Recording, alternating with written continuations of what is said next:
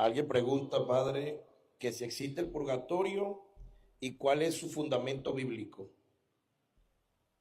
El fundamento bíblico del purgatorio está en la Biblia, por ejemplo, en Mateo 5:25, que Jesucristo dice que tenemos que arreglárnosla con el adversario mientras vamos en el camino.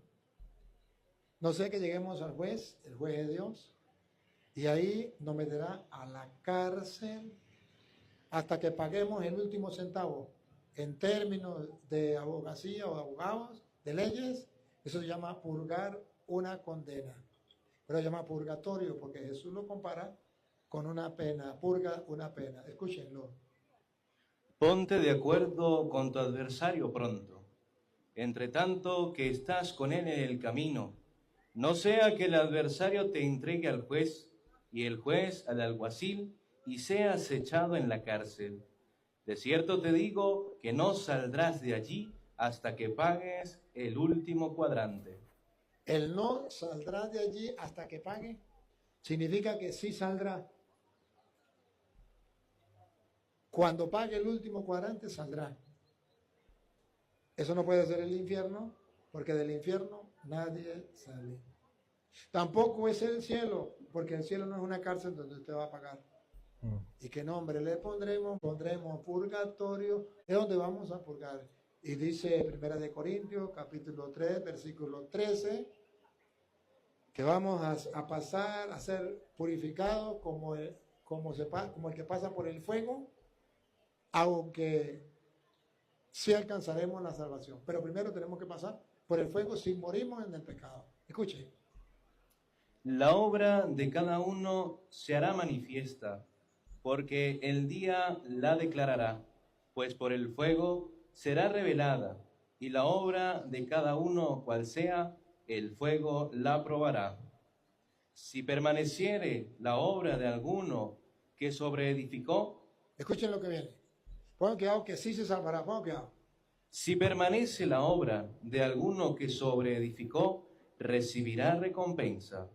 Si la obra de alguno se quemare, él sufrirá pérdida. Sufrirá pérdida. Si bien él mismo será salvo, Sí se salvará. aunque así como por fuego. Pero primero tiene que pasar por fuego. Si es el infierno, no se salvará. Pero si dice que pasa por el fuego y se salvará, ¿y qué nombre le pondremos? Le pondremos purgatorio. Pero la palabra purgatorio no existe en la Biblia. Eso es verdad, la palabra purgatorio no existe. Como tampoco existe la palabra evangélico, testigo de Jehová, pentecostal. Como tampoco existe la palabra Biblia. Eso tampoco existe. Pero sí existe la doctrina. ¿Y cuál es la doctrina? Que tiene que ir a algo que es como una cárcel o un fuego hasta que pague el último centavo y de ahí saldrá. Y a eso le llamamos purgatorio por las leyes, que dice que va a purgar una condena. Y no es eterna, porque la eterna sería cadena perpetua y de ahí no saldrá. Y dice cuando pague el último centavo significa que no es cadena perpetua. De ahí saldrá. Esa es la muestra bíblica de lo que es el purgatorio. Hay que tener en cuenta que nuestros hermanos separados, para empezar, creen que la Biblia es un diccionario y la Biblia no es un diccionario.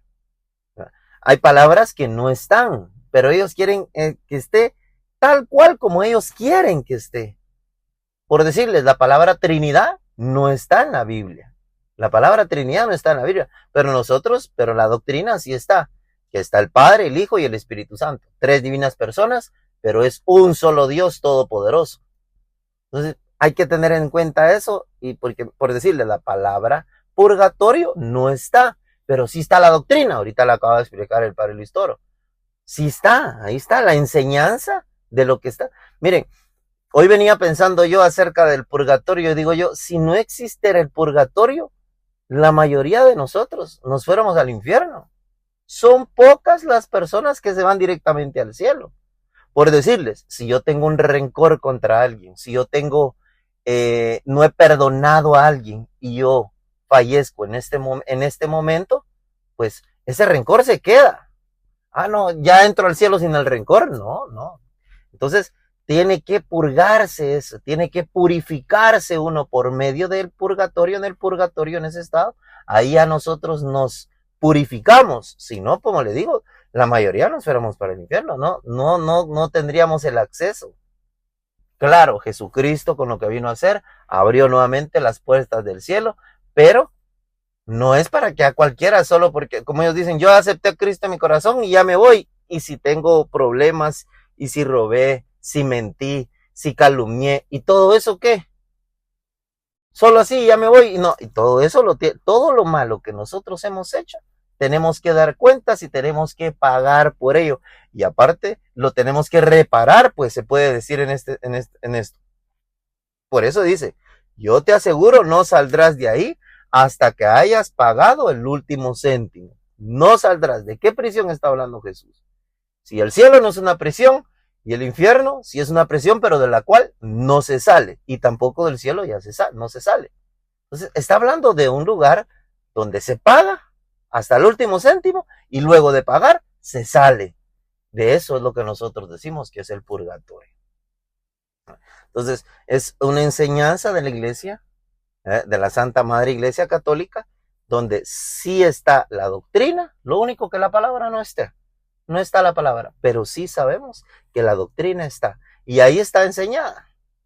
Entonces, lamentablemente, por eso nosotros oramos por las almas del purgatorio, porque nosotros no sabemos en dónde está esa sino como les decía yo, lo que venía pensando.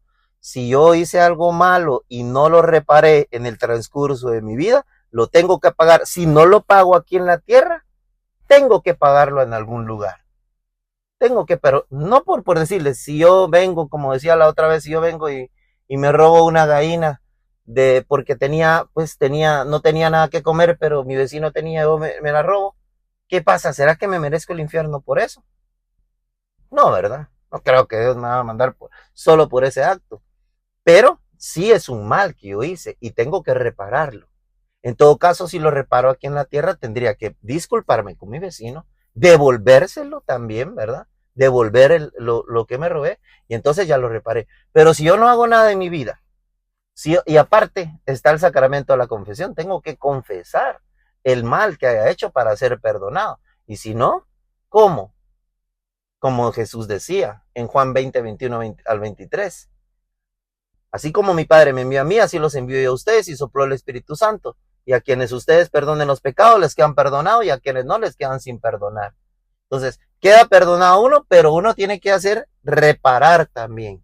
No solo nos podemos quedar, ya, yo le robé una finca a mi hermano, y listo, ya le pedí perdón.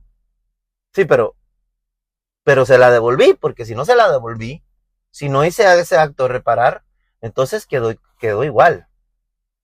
Entonces hay que reparar. Entonces, pero si me voy de esta tierra y no pude devolverle la finca a mi hermano que le había quitado, entonces en el purgatorio ahí voy a tener que pagar hasta el último céntimo. Sencillo.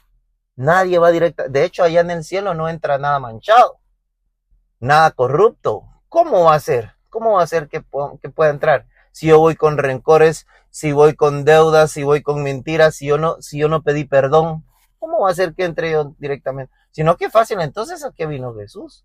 Jesús ya hizo lo suyo, ya abrió nuevamente las puertas del cielo, pero para poder entrar, donde tenemos el gran premio de los premios, que es estar bajo la presencia de Él por toda la eternidad, pues se lo tiene que ganar uno con purificándose, haciendo bien las cosas. Por eso les dejo ese dato hoy para que tengan en cuenta, y siempre hay que orar por las benditas almas del purgatorio, porque ellas ahí, nosotros en ese estado, si nosotros llegamos al purgatorio, ya no podemos hacer nada por nosotros mismos.